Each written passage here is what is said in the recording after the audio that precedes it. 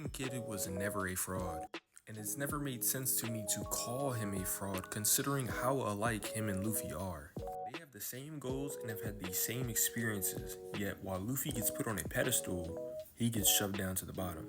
And other than the obvious fact that Luffy is the main character and Kidd isn't, why is this? And honestly, I do not have an answer. I do not know why Kidd gets treated this way. But I want to compare two different moments from Luffy and Kidd. Very similar experiences, and I just want y'all to see the comparison between the two.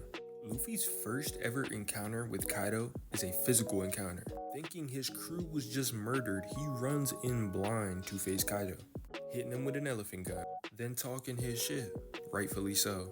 And we know Kaido. If Kaido wanted to stomp out Luffy right here, he could have, easily. But in Kaido's mind, hey, some kid just pulled up on me, said he's gonna be Pirate King, let's see what he'll do. And Luffy presses his luck, goes on, hits him with an elephant gatling, sees what he got, knocks Kaido down, and he goes back to base. Like, Kaido can obviously tell this kid is a little powerful. Let's see what he can do. Reminder, in base, if he really wanted to try, he would have went hybrid form. But in base, decides, hey, let's clash with this kid, see what he's got.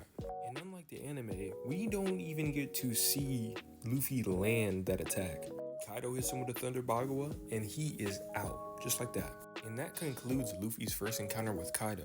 He tested how strong Luffy was, saw he really wasn't nothing, and one-shot him. Let's compare that to Kidd's experience with Shanks after Wano. Look at how Shanks talks about Kidd. It was only supposed to be a pit stop. Instead, I run into one of the big shots. He's putting respect on Kidd's name that y'all don't, funny enough. Kidd is also a big enough figure that Shanks has data on him. And before we get into the encounter, I want to ask y'all something.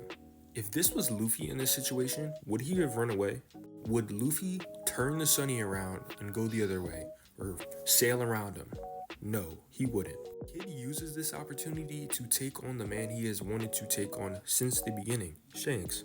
And Shanks uses Future Sight to see. If Kidd would have let off this damn punk, he would have done damage. Look at the top left corner. And I showed those panels before of Shanks talking about Kidd and bringing up Kidd's, like how he has data on Kidd, to show y'all and compare Shanks one Yonko to another Kaido. He don't play around. He is not a Kaido trying to see what you're gonna do. He wants to get out. He don't want to fight you. He want to end this as quick as possible. And so what does Shanks do? Blitzes Kidd not only before he can react, but before he can let off the damn pump.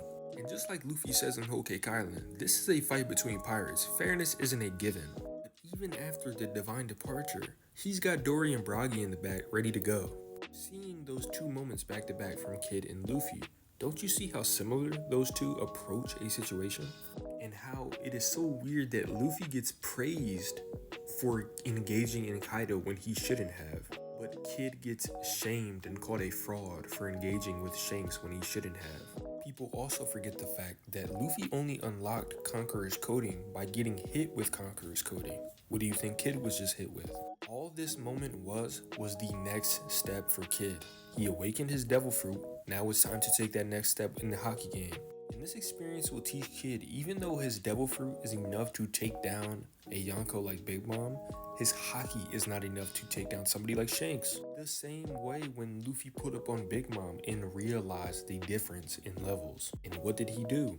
Took on Katakuri to level up beforehand. I really hope y'all see the comparisons with these two characters. They really have gone through these same experiences.